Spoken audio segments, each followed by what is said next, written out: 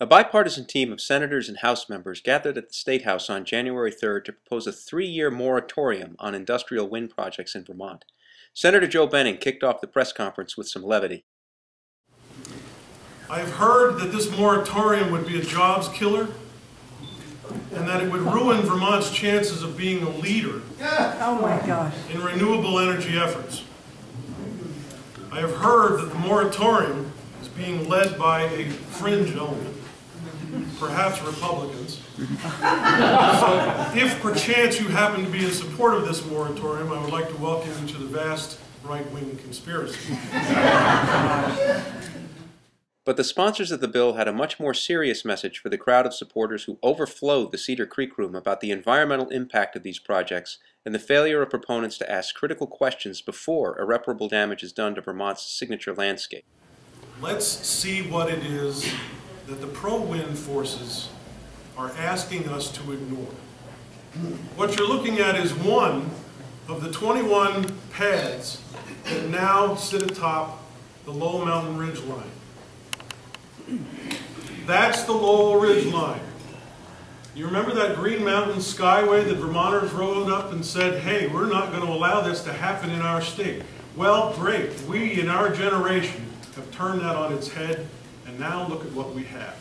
Or the disruption of our wildlife corridors when you clear-cut a linear path through miles and miles of pristine forest lands. What you're looking at right now is the transmission line that's running from the Sheffield wind site to Lyndonville. There are a number of industrial wind projects like this operating or under construction in Vermont today. There are even more proposed, indicated on this map provided by Energize Vermont. But what also needs to be considered is the fact that Vermont law currently dictates that our state must get fully 90% of all of our energy from renewable sources such as these by 2050. If we follow this law, then what will Vermont's landscape ultimately look like?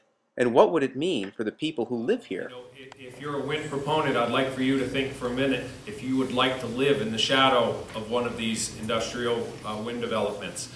I've heard complaints from constituents who can't sleep at night, their kids can't sleep, they feel the vibrations, they hear the noise, their property values have declined, all the equity that's taken them years to build in their home and their property has disappeared.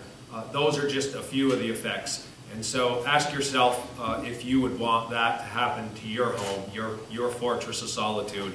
And many of us live in that community because we want the solitude, and these industrial wind sites have destroyed that. We need to look at what it is we're really doing here. I think almost everybody thinks that there's a lot that's hopeful and positive about renewable energy and about the need to use less foreign oil and the need to have as clean an environment as we possibly can and reduce our carbon footprint. I haven't met very many people who are opposed to those hopes and those goals. In this case, there is evidence, and I don't know the answer to this completely, there's evidence that industrial wind is possibly exacerbating climate change. There is serious evidence that it's unnecessary. As we already know, there is diminished consumption of power, particularly in Vermont, and it looks like there will be throughout New England and the New England power grid. The question is, should we be doing this at all, given those factors and given the impact of efficiency, conservation, and net metering, to name three things that are having a significant impact on reducing demand in New England. This moratorium effort is not intended to stop our progress towards affecting climate change. To the contrary, all that we are doing is asking that in the case of this one particular tool, that effort be done right. This is not right. Hear, hear.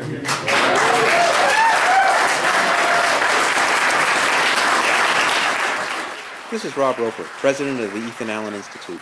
To learn more about energy issues in Vermont and market-oriented solutions to our challenges, go to ethanallen.org and friend the Ethan Allen Institute on Facebook.